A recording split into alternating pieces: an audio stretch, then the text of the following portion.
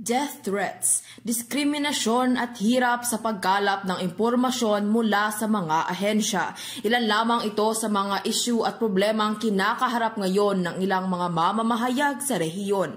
Ilan sa mga ito ay naghayag ng kanilang saloobin ukol sa kasalukuyang sitwasyon na tila ba hindi naiintindihan ng karamihan. Malimit umanong nalalagay sa alanganin ang sitwasyon ng karamihan sa mga kagawad ng media dahil sa tila ba hindi pantay na pagtrato ng ilang ahensya at pagkakaipit sa mga nag-uumpugang mga bato sa politika. Ninanavigate natin ngayon yung mga challenges ng press freedom dito sa PARM. Siyempre, very sikat talaga yung security concerns and conflicts. Third is general fund. Tama yung sabi ni Ma'am kanina. Pero yun yung point ko. Kumuha ka lang naman ng side nila, di ba? Kasi gusto mo maging balance. As mentioned nga ni kaya para makuha naman yung side nila. Pero ba't mo haharangin ang isang kasi yun yung role namin eh. Hindi kami PR ninyo. Really kami taga-agency ninyo. Ayon naman sa veteran sa pamamahayag na si Ed Lingaw, kinakailangan na masolusyonan ang ilan sa masasalimuot na problema ng mga media upang huwag malagay sa alanganin ang sitwasyon at buhay ng mga mamamahayag. Ang medyo masalimuot yan. Ang problema ngayon, maraming tao, alam nila ang trabaho ng reporter. Kaya ngayon, usong-uso yung katagang biased ka. Bagamat di na naintindihan ang konsepto ng bias. For example lang, ang daming sasabi sa akin, biased ka, sumuporta ka lang sa gobyerno. Hindi ba biased yan pag sumuporta sa gobyerno? alam mo sinasabi mo?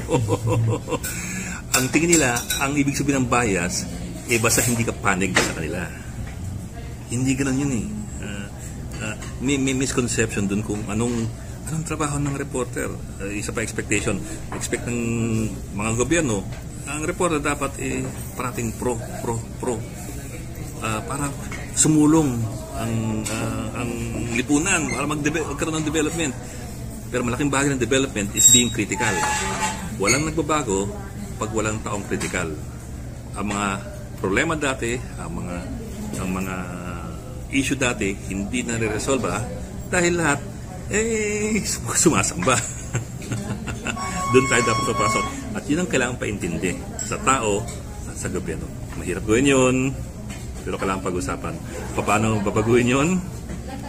Kailangan pag-usapan. Kinakailangan din aniya na malinaw ang distinksyon ng isang mamamahayag, lalo na sa panahon na kumukuha ito ng mga impormasyon sa mga komunidad at mga ahensya. Kinakailangan din aniyang maging malinaw kung ano nga ba ang papel ng isang media, maging ng paggamit ng iilang mga nasa gobyerno na mga salita na malimit na hindi naiintindihan ng madla, at pagtalakay sa mga usaping kaugnay sa mga issue na kinakaharap ng kanilang mga opisina. Kasi pansin mo dun sa discussions, at least sa initial discussions, ang daming questions unanswered para sa mga reporter lang mismo. Paano pa kaya yung taong bayan, yung mga hindi masyadong gamay yung mga issue, yung hindi siya naintindihan dahil daming jargon eh. Diba? Ang daming jargon, ang daming deadlines, ang daming dates, ang daming political concepts and issues na hindi naintindihan. Kung reporters nahihirapan sa ganun, mas lalo na yung ordinaryong Pilipino. Kaya yung trabaho natin as journalists is to yung mga importante gawin nating mas compelling, mas madaling intindihin at mas interesting intindihin. Yan ang trabaho natin eh.